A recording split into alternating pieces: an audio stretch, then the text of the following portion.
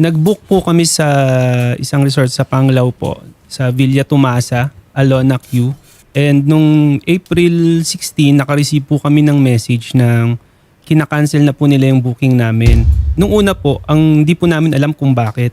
Pero nag-research po ako at nalaman ko po na pinasara po pala sila ng LGU ng Panglao. Nakikipag-communicate naman po sila sa amin. Nung una, bibigyan daw po nila kami ng refund ng 7 to 15 working days. Nung una sir, hindi ako pumayag kasi yung pera na fully paid po kasi yung binayad ko. Okay. 48,000. Tapos ang sabi po nila, kailangan daw po nila munang ayusin yung management nila. Pero 1 month na pong nakalipas, hindi na po nila kami kino-communicate. Wala na po silang mga messages sa amin. Wala na pong email. Natigil. Natigil basically, po. lahat. Opo. Paano nyo po nakilala itong resort? Unang-una po sa Google, sa Facebook.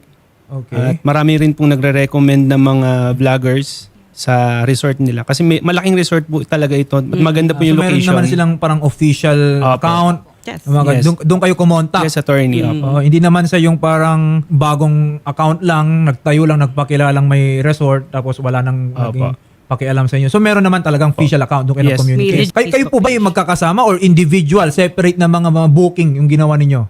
Separate, Separate. po. Oo. Usually pag Panglao Bohol yan, bakasyonan yan, di ba? Opo. So, at kayong lahat nakapagbayad na. Yes. Yung sa amin po, down payment po. Down total payment. Of 300,000. Oh, Pero- malaki-laki yung sa'yo. Yes po. Kasi po, I'm from Biyahe Travel and Tours Travel po. agency. Pumunta po kami doon personally noong February. Then after ng meeting po, the next day po, nag-transfer po kami sa bangko nila ng 300,000. Then po, April 16 po, napasara po sila. Sabi nila, April 19 daw po, marirefund.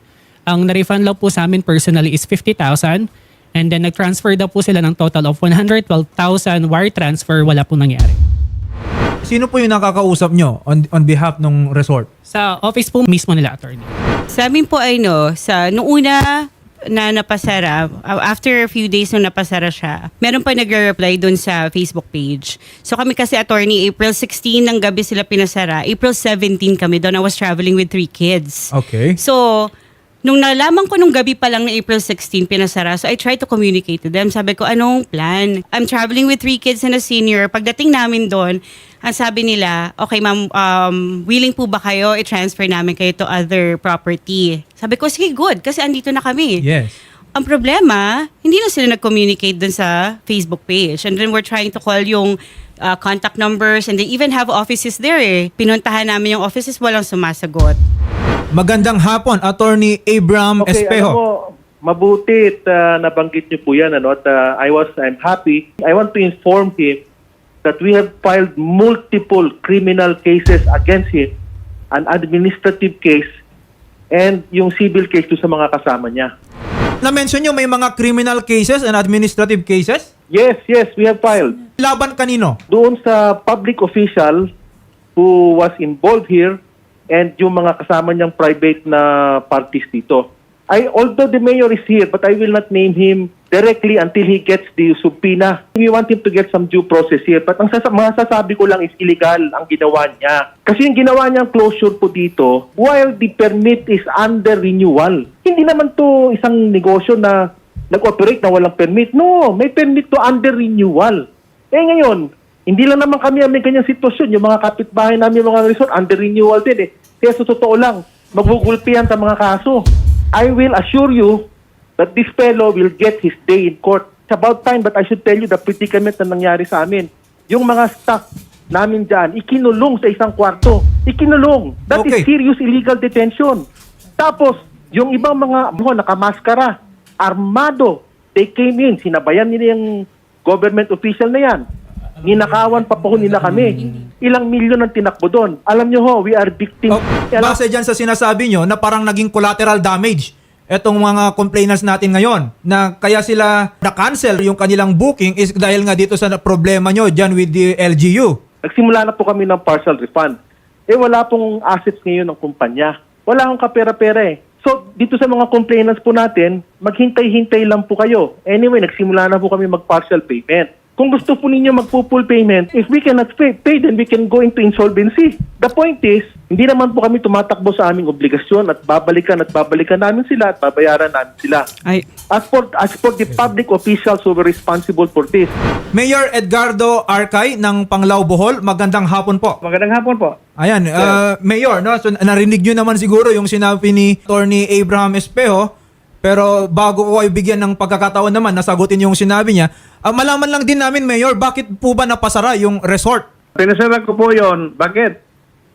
Wala silang business permit. Para sa due process ang sinusunod ko, pinadala ko sila ng 3 sulat. Kaso hindi tinanggap yung unang sulat. Pangalawang sulat, hindi niya tinanggap rin. Pangatlo, hindi rin tinanggap yung 3 sulat. Tapos, nagbitaw pa ng salita na huwag mong pasukin yung taga-LGU. Sabi niya ganon. Kung tinanggap niya yon, binigyan ko pa siya ng pagkakataon nga pag-usapan namin, parang win-win solusyon. Tapos, hindi mo na tinanggap. Tapos, nagbitaw pa ng salita na hindi pa pasukin yung taga-LGU. Pinasira ko na talaga.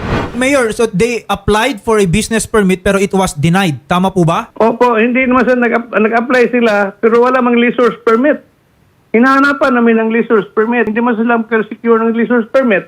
Okay. So may kakulangan, kumbaga, dun sa kanilang requirements. Opo. Even pending that, nakapagtanggap na nga ata sila ng booking, yun na nga yung problema ngayon ng mga complainants na nandito ngayon sa aming tanggapan. Kung ano man po yung kinaso sa inyo, ano yung issue dyan, sa amin lang naman dito, may grupo ng mga nag-book ng kanilang resort na gusto nang mabawi. At least yun na lang, no? Hindi naman nila napakinabangan. Diba? It's only fair na maibalik yung kanilang ibinayad.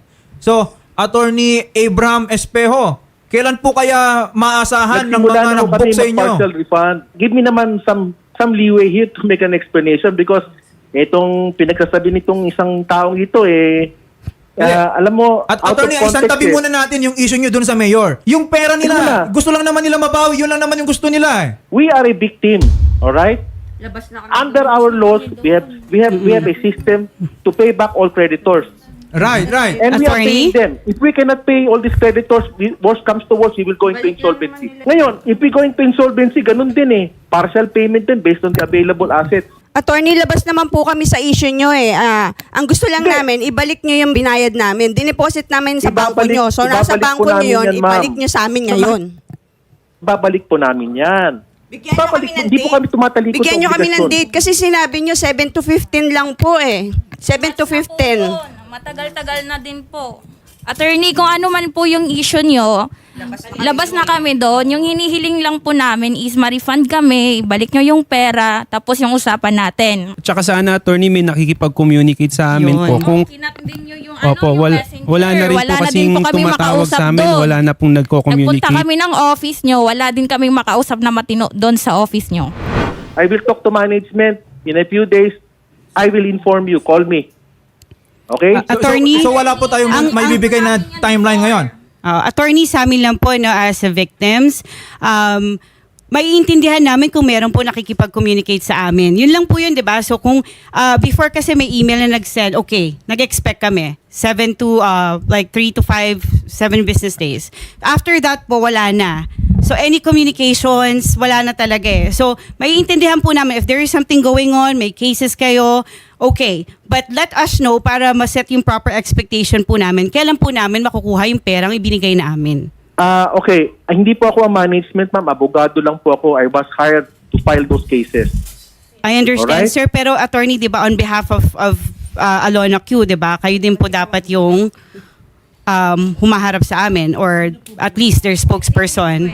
Magkano po ba in total? Yung 2.7 million. 2.7 million. Tentative, attorney. Yung Meron pang iba. Ang sinasabi ni attorney, meron na raw naging partial payment. So magkano na lang po yung hindi nako-collect? Wala po. Dalawa lang po ang parang na-refund in Dalawa total lang po amount. yung na full amount nila sa pagkakaalam po namin. So mahigit mga 2 million more or less talaga. Yung isa 20,000, yung isa I think 15,000. Yun Yung lang na-refund. dalawang tao lang yun ang nakareport.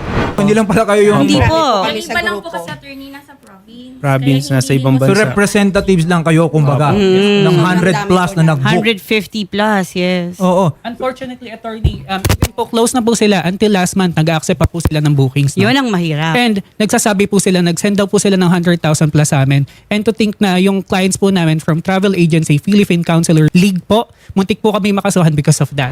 Attorney, so you cannot give us a timeline kung kailan may babalik po yung refund? Look, if the complainants in this program are representing other people, teka muna, alam niyo ho kasi there's such a thing as lack of representation At saka yung So authority in short, to sir, represent. kailan po maibibigay yung mga pera po ng mga complainants, sir? Yun lang po yung Hindi gusto po namin masasagot, malaman. ma'am. I will talk to management. I will talk to management po.